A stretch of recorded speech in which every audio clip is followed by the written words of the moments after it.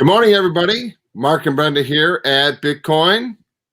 Bitcoin say what? Boom. Happy Monday morning to everybody. Hope everybody had a great weekend. It was a little bit of a wacky, wild ride so far with Bitcoin. We were on a little bit of a roller coaster, came over the top, and now we're on the downside, and we'll see what happens for this week. So, Brenda, what's going on at your end? Well, real quick, behind Mark, we have the candles dropping down. And as of right before we got on, Bitcoin is at 44.5. Yahoo! Good time to buy.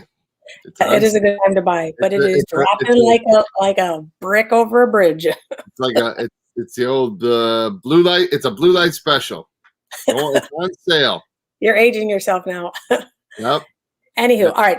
I would actually like to quick talk about our background. It is Texas. We love to show a beautiful part of America that is Texas there. And I'm going to actually share something real quick before Mark does, because I think this is just interesting. So over the weekend, we had this issue of Mr. Musk talking about how he's going to dump Bitcoin and did dump Bitcoin because of it was not clean energy, etc. And then he said he was working with Dogecoin developers for a while now. And then they come out with this, saying Elon never contacted us as Dogecoin lead developer. Bruce Fenton, the lead developer at Dogecoin today, revealed that Elon Musk never contacted Doge team. The billionaire inventor a few days back tweeted that he is working with the developers to improve the system of Dogecoin. This tweet comes at a very critical time considering the current bloodbath cryptocurrency market is going through after Tesla stopped Bitcoin payments. So found that interesting from just the aspect that, just because someone says something doesn't mean they're doing it. And so the developers, I think I give them credit for coming out and saying, nope, he hasn't reached out to us. So then you wonder, some people are saying he was having a temper tantrum over the weekend and he said this. And so I don't know. I'm going to share a couple other things and then Mark, you can have the floor. Yeah, I guess I don't get, I'm one of those people.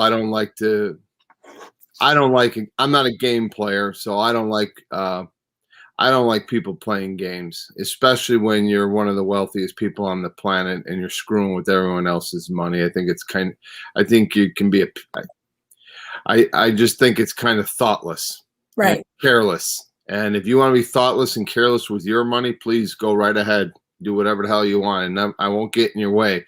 But to be quite honest with you, when you start messing with other people's money, especially people that are buying into the network and trying to understand what this is all about, and scrimping, scrapping, and saving to put a better future together, I need you, Elon, like I need a hole in my head. And it's not just from the Bitcoin side; it's the people who he's pumping up Dogecoin. And so they're following him because they're fanboys of him, which we're all fanboys of somebody, I guess, in some way. Maybe most of us are. And so they're fanboys of him. And so now they're going all in on Doge. And then the developers come out and say, he didn't talk to us. So anyways. Go away, Elon. Go away. So he also said that Bitcoin is, horrible on clean energy. We've done in the past shows, and there's many articles out that Bitcoin uses renewable energies to power the network. Argo blockchain buys hydro-powered crypto mines in Quebec as Tesla ditches Bitcoin. Argo blockchain says it bought 2 data centers in Quebec, Canada as part of its green mining vision, just days after Tesla said it will no longer accept Bitcoin due to the environmental issues.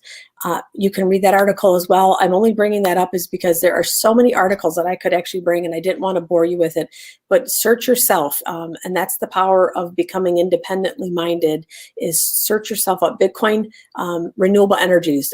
In Texas, they're doing windmills. Alaska, there's some mining up there because of how cold it is. Tons of hydro and electric energy that are being used right now. Tons of renewables. And so the easy thing is to put out a salacious title. People believe it and say, oh, I'm not going to invest in it because I want to be environmentally friendly, which is great. And I think it is important to care about the environment, but to also do the research and see. And so what the article that we shared and researched, 74% of all Bitcoin mining is done by renewables. Yeah. And they're capturing wasted energy. So I think the total world system is 120 terawatts. The wasted electricity energy is what I think 30 to 50,000 terawatts, and the Bitcoin network uses 120 terawatts. Yeah. So it's a small portion of unused stranded energy. So if Bitcoin wasn't there, it would just go off into the ether. So this is being dishonest, lie, whatever you want to call it. It's a dishonest argument. So I think we're not here to really necessarily bash on Musk. It's just to tell the average Joe and Jane, which our channel represents, people new to cryptocurrency, Bitcoin, etc. Do your own research. Start seeing if these people are messing with the titles of headlines just to get us to spend our money or dump our money so they can become rich. And here's a gentleman here. Give him credit. I think it's Aditya. Check him out on Twitter. He did this meme, how to become rich, buy $1.5 billion in Bitcoin. Tell people company accepts Bitcoin. Bitcoin price rises, of course. So now he's going to make money off of Bitcoin when it goes up. He sells it for $2 billion. So now he made $500 million in profit. Tells people company doesn't accept Bitcoin for environmental reasons. And again, we just talked about that. Now the price falls. And then he says that he's into Dogecoin. And so now the Dogecoin is rising up. And so some people have suggested, I don't have it in front of me, that he's using the cryptocurrency Bitcoin and Dogecoin to support the Tesla's first and second quarterly earnings, and kind of to hobble it along. So, as the saying goes, who's more foolish, the fool that leads or the fool that follows? Right. So we're here to say, research your own stuff. So Mark, go ahead and share an article. I've done. All right. Let me go ahead and chitty chat here while I'm digging this bad boy up. I'm a little slower than you, especially on a Monday morning. Blah, blah, blah. I'm just going to go. All right, here we go. Whoops. All right, Bitcoin slips below 46K as correction deepens. Institutions keep accumulating. Okay, let me get down into the article a little bit. All right. Bitcoin price slipped below 46,000. As Brenda said, it's 44.5 now. For the second time in 4 days, raising the specter of a deeper short-term correction for the flagship digital currency. Bitcoin fell to a session of low of 45,127 to TradingView before staging a modest recovery around 45.4. This was yesterday's news, so we're kind of back at where we're at from yesterday.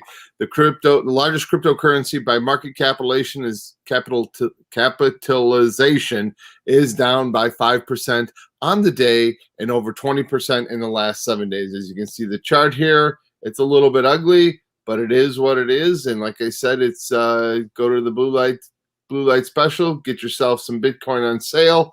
Fully buy in at a lower price. If you're not in the 50s, you're in the 40s now. So the sell-off in BTC contributed to market-wide correction for crypto assets as Ethereum, Polkadot declined 10%. No, Ethereum fell 7%, Polkadot 10%, and Binance Coin edged down 3%. Here's kind of the overall intensified whose size of market share there is. It would be nicer if it was more green. Yeah, it would be nice. Nice.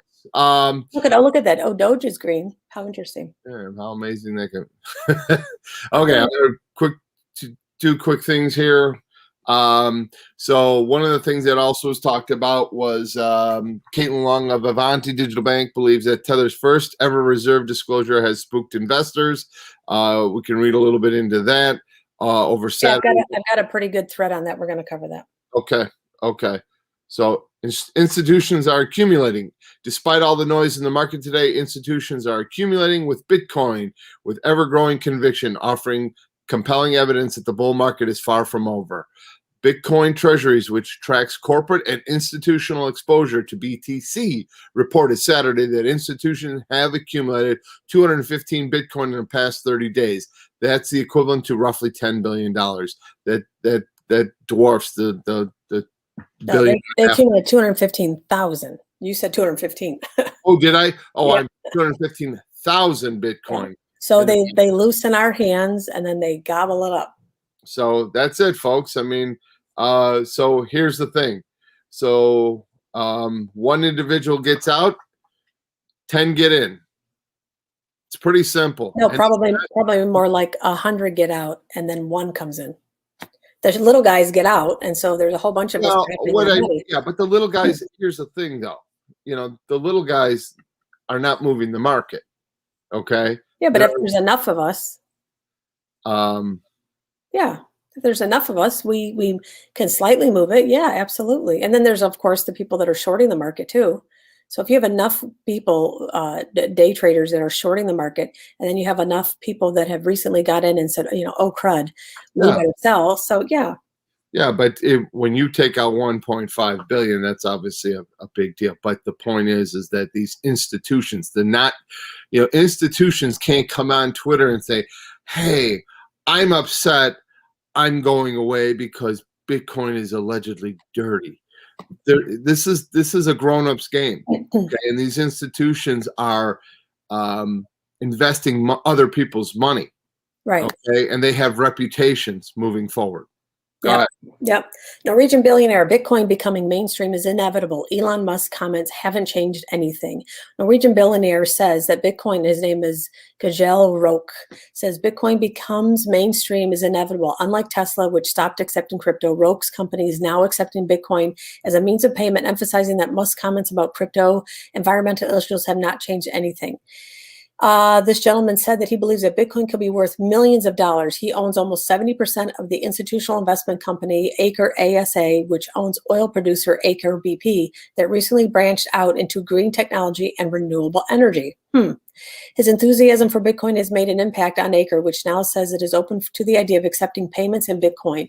We're curious about this technology. He explained that the payment system has not configured to accept crypto yet, but noted that things happen very quickly. His comments followed the announcement by Musk Tesla, which has suspended the payments. We are concerned about rapidly increasing use of fossil fuels, said Tesla. In response to comments by Tesla and Musk about Bitcoin's environmental issues, Aker confirmed that Musk's latest comments haven't changed anything. The question is not if, but when. We expect a lot of volatility, but we don't care because we believe in the long-term functionality of Bitcoin. Yep. Which is if someone who truly understands Bitcoin, they understand. This is actually very common. We'll probably bring tomorrow a lot of charts that show that this is very common, that we're in this 30% correction or dip right now. And they said Bitcoin typically has 30 to 38% dips when there is this massive type of loosening of hands, either due to FUD, fear, uncertainty, and doubt, or true issues that are coming into the space or concerns. And then it usually goes up and replaces all that and then some. So this gentleman gets it, and he's investing now while the market is down. Yeah, and I heard I can't remember who said it, but the last two or the last peak, like in 2017 and 2013, that there were 7 drops before it took off. Really? Yeah. So I don't know how many this is in where we're at, but that just kind of shows you, this is going to be up and down because obviously we're going to a whole new world. Yep. You don't want me to sing that, folks. No. You've done that before. Okay, so Lynn Alden says Bitcoin's still on track to 100K despite growing risks, says strategic investor Lynn Alden. Lynn Alden is convicted Bitcoin still has the potential to reach 100K in the current bull cycle, despite growing uncertainty and increased volatility. We are seeing a lot of froth throughout the industry, referring to the latest rally in a number of meme coins such as Doge. Those are kind of warning signs for the cycle, she added. Alden said that with the bull run still slowing down and growing risks of a correction, it makes sense for some investors to take some of their money off the table and put it into some other assets. For people who have the trouble with withdrawals or periods of volatility, it makes sense for rebalancing. I have plenty of high conviction on it, and I'm so fine with maintaining a pretty large position. I'm assuming she's referring to Bitcoin. Despite a number of altcoins outperforming Bitcoin this year, she doesn't think Bitcoin is anywhere near losing its lead position in the crypto market. Most alts, she pointed out, didn't manage to sustain the same degree of growth throughout multiple business cycles. I'd be more concerned if I saw protocols that chip into Bitcoin's market dominance in a one cycle than chip even more into it into the next cycle. So she is very much she's bullish. she's very much respected in the economic market. She's not necessarily a crypto person. She's an economic person, very well respected. If you are new to the show, look up Lynn Alden, Lynalden, very well respected, and she's interviewed quite often. She's a great listen. I mean, seriously, I've listened to her on several podcasts. I listen very closely when she speaks because she dives into a lot. You know, sometimes you dive into these numbers and you have to think about them as they're being rattled about. So great quote. All right, go ahead, pull your up, babe. All right, let me see what I got here this morning. I got a raspy voice this morning. I'm telling you, maybe I'm too many cigarettes this weekend. I don't smoke cigarettes; those are gross. Maybe an occasional delicious cigar from the Dominican Republic wouldn't be a bad idea. So, I thought we were stacking our stats. We have to give that up. Yeah, well, you got to stack. You can stack a stat in between a cigar. All right, here we go. Let's see. Mark doesn't keep sharing. Mark doesn't smoke the cheap ones, so every cigar that you smoke only enjoys them very rarely. A lot. So a $10 cigar times 12 months is $100. I know. All right, I'll give up eating a day. All right, from NBC Sports. You're like, what the heck you talking about, Mark? NBC Sports. What are we? All right, Renus. I hope I said that right. Renus VK, Ed Carpenter Racing secure Bitcoin sponsorship for Indy 500. All right. I don't know if Brendan can maybe dig up, unless there's one in here. I didn't see one. But, I'm going to read quick. If I can dig up what? The Bitcoin car. We'll bring it tomorrow. Okay, we'll show that tomorrow. Okay, very good. All right, the Ed Carpenter Racing Chevrolet Arenas VK will be sponsored by Bitcoin for the 105th Indy 500, May 30th, 2021. I could not be more excited that this project is becoming a reality, car owner Ed Carpenter said in a release. To bring my personal interest and immersion in Bitcoin to our industry is historic. It is. Just as Bitcoin is revolutionizing our financial system, I see it as an opportunity to transform how we operate within our own motorsport industry. The sponsorship with Bitcoin will allow the car to be crowdfunded. ECR is partnering with Strike to fundraise on behalf of the Bitcoin community.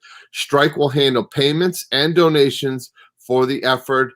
A unique QR code enables the world's first peer-to-peer contribution model, allowing anyone in the world to donate. And that is Jack Mailer's company. And Mark is a fanboy of him. I am. I tell you, I'm impressed. He's a very impressive young man. All right, so let's keep talking about the car. We'll talk about Mr. Jack on another. All right. To the point, dear. Hold on there, Seabiscuit. All right.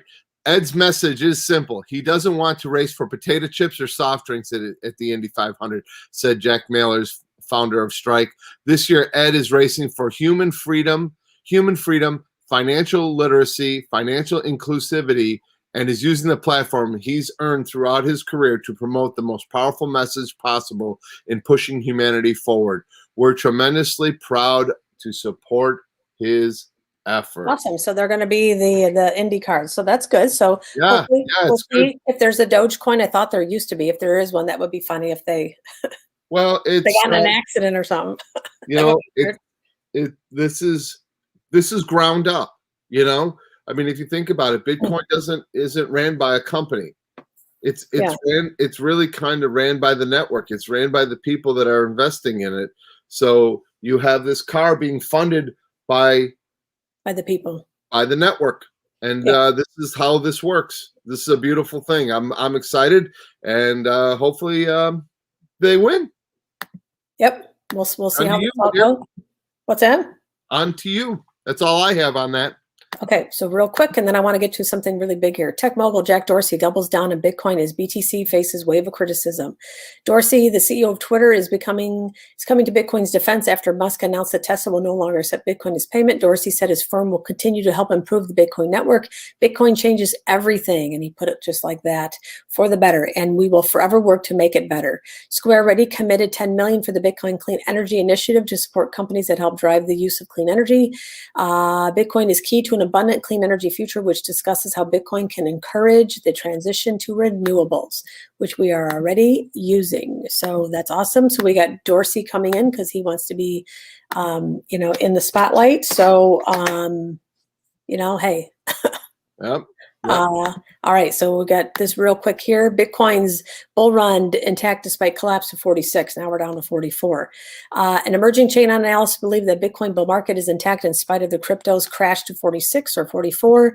Will Clemente looks on on-chain activity and concludes that the Bitcoin bull market is not over yet. He points to activities on the crypto exchange, saying that he indicates that the deep pockets investors bought the dip as fear gripped in the market.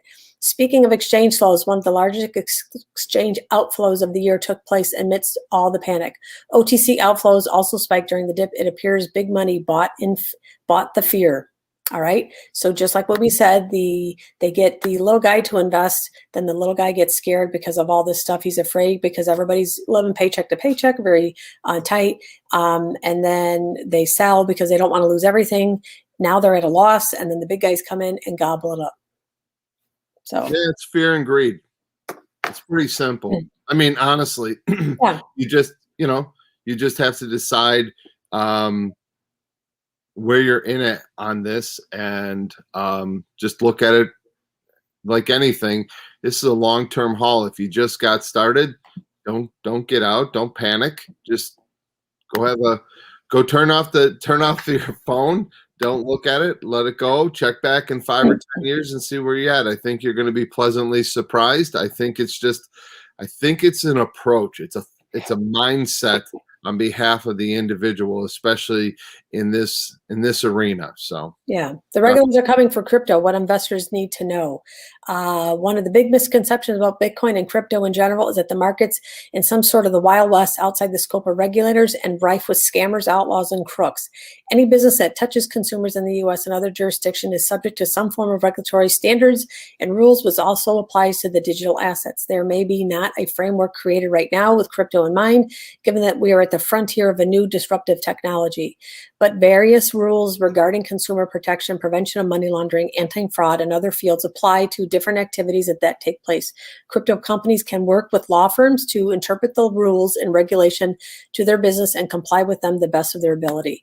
So all in all, everybody needs to realize you gotta stay in your lane in the aspect of this isn't anything illegal. You shouldn't be doing anything illegal. You shouldn't be doing anything. If a business accepts Bitcoin, they've got to report it on their balance books. It's stupid for people to think, in my opinion, that you can do these things not reported and not think that you're going to not get caught. And that's why people get a bad taste in their mouth, and it's only because they're not doing their due diligence and reporting it. If you are selling Bitcoin not within an IRA, again, that's not financial advice, and you're creating a capital gains tax, you're going to have to report that and report either a loss or a profit from it. Yeah, and you can't get around it. You're just Yeah. I think that's very short-term thinking. So if you decide to come into this arena, and there again, and I'm talking to the person that gets up and goes to work every day and is trying to grind it out every day, that you put a little thought process into this, and in the long term, not just, hey, I want to make some money. No, I ain't going to doubt you that, that's awesome. But if you are in it in the short term, you are going to give money back to the government. Okay. Right. So the bottom line is this: why don't you look at it as a long-term plan versus a short-term plan, and prepare and educate yourself all along the way, because that's really the way this has got to work out. Right. And a business shouldn't avoid, or a person shouldn't avoid to get into crypto because they're afraid to report it to the IRS. A business who takes it on their business books should report it as income And then if they have it, that might be their store value for their business in the years to come to withstand this inflation that we're going to be going into. And so it's just a matter of, if you get it, you need to keep track of it. There's things called Coin Tracker, or I think it's Blockfolio, to keep track of your crypto purchases and sales. And then you just report it like you would if you own stock. So anyway, Yeah. sorry, go ahead. I think you've got one more to share. And then I've got, let me check out what I got. I want to go over the Caitlin Long tweet, and then we can talk about that, because you listened to a really good thing about Tether. So yeah, let's see. Did I do? Oh, this is the one I want to do. Okay, this is another good one. Let's see here. Okay, from Bitcoin Magazine, BlackRock Chief Investment Officer Rick Ryder, or Reader, not quite sure, thinks Bitcoin is durable. Okay. All right. is this did you read it? Is this an opinion piece, or is this a? Well, of course it is an opinion piece. I guess all news is an opinion piece now.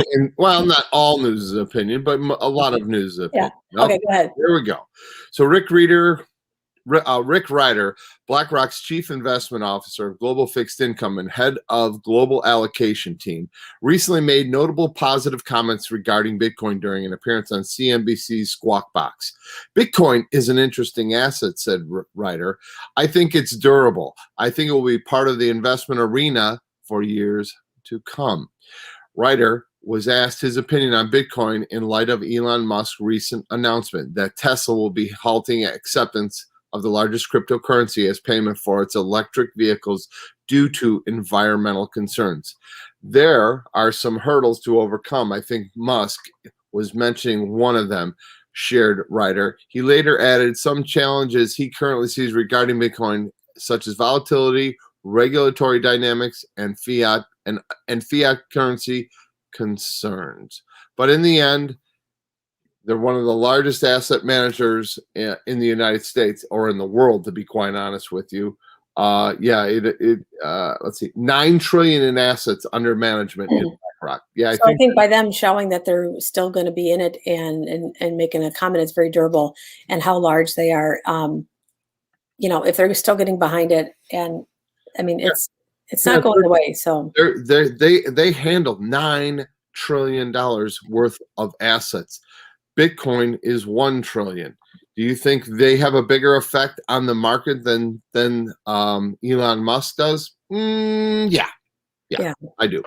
All right, so I'm going to start reading this lady, Caitlin Long. She's with the Avante Bank, very knowledgeable about cryptocurrency and the banking system. And then Mark listened to a live live conversation on Twitter last night about this Tether issue. So there's some issues with Tether. She brings it up. Mark, please interject. I'm going to read this very fast because we're at around almost 30 minutes already, and this is about a 30-thread thing. So stop me where the gentleman that you listened to last night talked about that this is not an issue with Tether. So just break in. So huge news last week. Tether came out and said that 2.9% of all the Tether is only cashback, basically. First, Tether finally disclosed how it invests reserves, and it was a big negative surprise. The news probably contributed to a lot of crypto sell-off since Wednesday. So she's thinking that some of the sell-off is due to this Tether issue. Why? Because now risk managers at crypto hedge funds almost certainly will require haircuts of Tether, which means traders had to sell crypto to reduce their total risk. Again, probably why Bitcoin had a drop along with this Musk issue. If risk managers now apply a 5% haircut for Tether, and Tether is a trader's portfolio, the trader must bring down total exposure by selling other non-Tether crypto. Based on Tether's new disclosure, both Tether's probability to default and loss severity in default just went up. Why? Because of credit risk. There's now much bigger risk that Tether may break the buck amid a credit market correction. This would probably bring crypto markets lower when this happens. Markets already had independent confirmation that Tether had very little bank deposits and reserves. That's important. But now we know these reserves are mostly invested in credit assets, which knows what quality, not T-bills or other short-term, lower-risk liquid securities. Tether's reserve portfolio looks a lot like a credit hedge fund with some interest rates risk. Commodity risk thrown in too. Needs lots more disclosure now. So many new questions. Why we choose to take on so much risk with users' reserves? Tether's reserve issues used to be partly explainable. But clearly Tether had security access now. Doing this was a choice. So Okay, I'm gonna enter right there. I had a feeling you were. mean, Okay. So I am no banking expert, but what I understand What did the is, gentleman say last night? Yeah. So the bottom line is this. There has to be something in the bank to show that it offsets the money that's out in the system. So the bottom line is this: there's many different things that Tether is holding that may not look at, that are higher in risk than usual. But the gentleman that explained it, I think it was Greg Foss, he basically said that these are the types of things that are in the current banking system, in the banking system we see today, that are being held against So why does that make it acceptable then? That's it doesn't make it acceptable. It is what it is. This is kind of typical. So then the new system that's being created is going to be just as No. I don't think he was making that argument. I think what he was saying is that this is what it is for now. Does it need to be improved? Absolutely. Yeah, I actually think this is good that this is coming out. The instruments that are being held are of good enough quality to offset the risk, is what his assessment was. I believe they said 2.9% is only backed by real cash. Yeah, but you have to ask yourself what's in your bank today. Okay, I'm not saying two wrongs don't make a right. The argument is, if we're trying to create a new system that is decentralized, I'm not disagreeing with you. You can't create another thing that's a carbon copy of it. I mean, you're not going to get an argument out of me with that. I totally agree with you. I listened to them last night, and I was just like, okay, that doesn't make sense, that argument. Well, it's just like the current banking system. Here's the thing. If that's the rules by which we are regulated by, and that's the minimum standard, do I think that's really a good place to go moving forward? Absolutely not. But that's where it's at. It's like saying, okay, as a business owner, you have to have liability insurance and a minimum of workman's comp policy. So what do? That's the standard that gets. No, I know. I'm just saying, like, you know. I'm not. Let's keep reading what Caitlin Long says about this. All right, you go ahead. Yeah. I've always been challenged by the business model of some stablecoin issuers, the one that keeps the float, especially the ones that use the float as hedge fund plaything, but reserves are the user's money. The biz model is heads the stablecoin issuer wins, tails the stablecoin user loses. As Warren Buffett likes to say, when the tide goes out, you see who's swimming naked. Wyoming law rejects such a business model. This is why Wyoming law requires PSDI banks to hold 100% reserves of customers' deposit in cash and T-bills. Some hear math for Tether's $58.2 billion of reserves. The conservative assumption is that Tether reserve portfolio yields at least 1%. That's $582 million of annualized profits going to Tether issuers. I can only guess how U.S. regulators reacted to Tether's announcement. Tread carefully, peeps.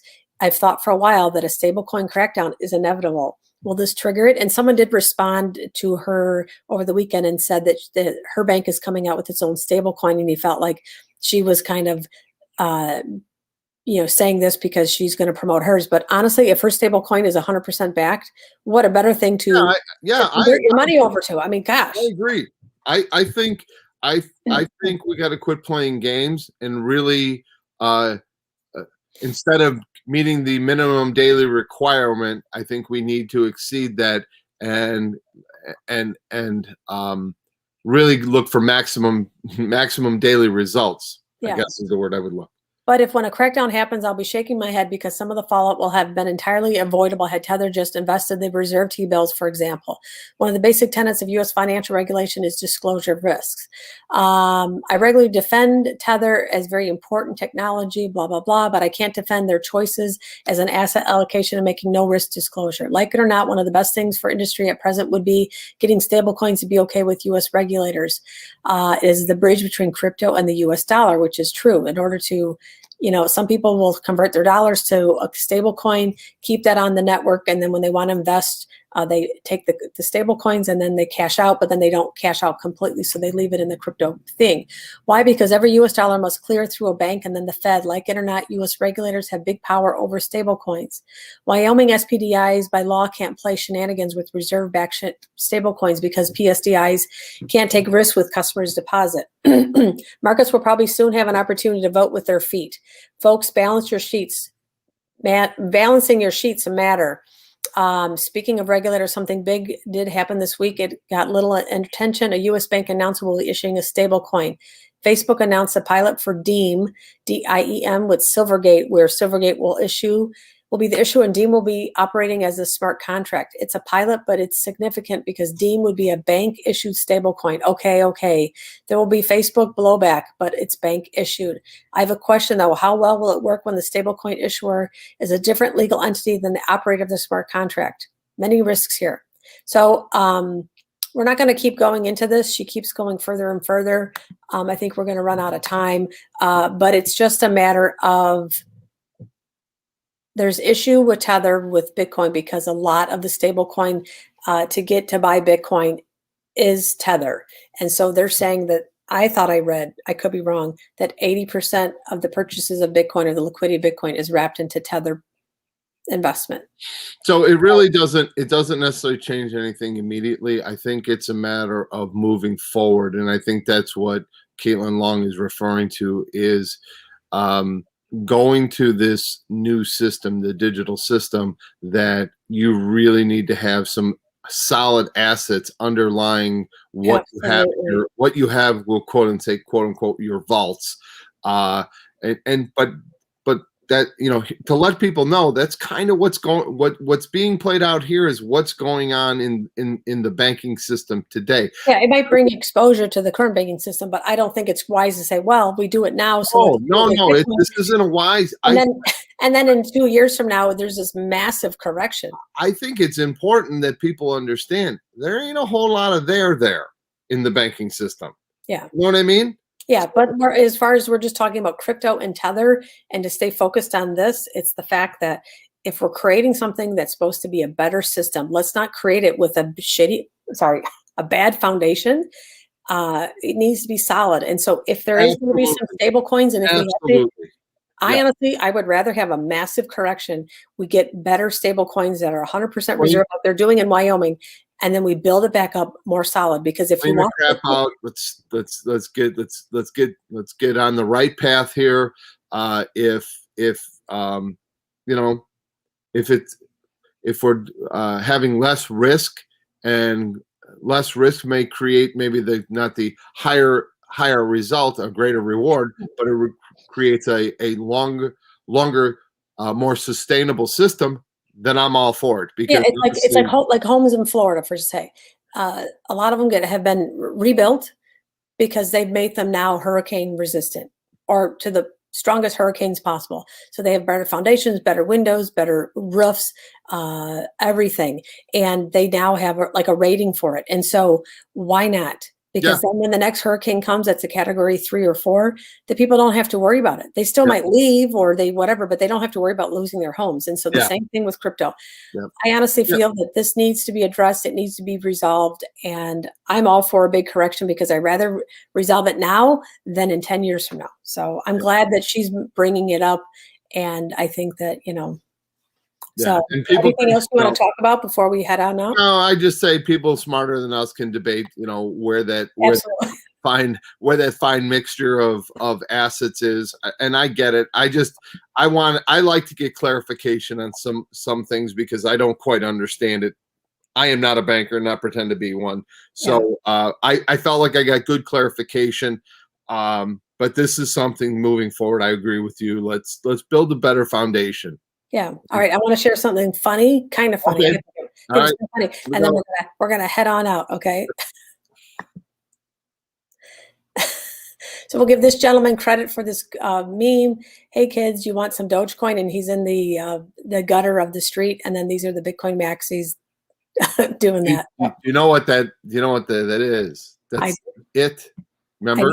I know what that is. Okay, I didn't know if you did. Yeah, I know that. And then they cemented it over. I thought that was Yeah. kind of funny. Yeah, I know what that is. What do you think? I'm stupid? You think I'm stupid? You think I'm stupid? No, I don't think you're stupid. I just didn't know if you didn't make reference to it. Because I don't remember names of stuff like that. Because I find that stuff, but All I knew what it was, and I figured everybody Remember? else. No, you know what? I don't need to talk down to my audience because I know that they know what that is. So. Oh, okay. I'm not talking down to anybody. Trust me. I just was saying, never mind. There's nowhere I escape this one where I come out looking good. So forget about it. I'm just teasing you. I'm just teasing. All right. Sounds good. You want to head us on out there, Mark? Yep. Yeah. Hey, everybody, have a great day. Like, subscribe, hit the like button. Come to our channel. Check us out. If you like us, great. If you got some suggestions, great. If you don't like us, don't view us. I'm cool with that. We want you to want to be here. All right. So on that note, this is Mark and Brenda at Bitcoin. Bitcoin say what? Boom. Go have a great day, folks. Bye, guys.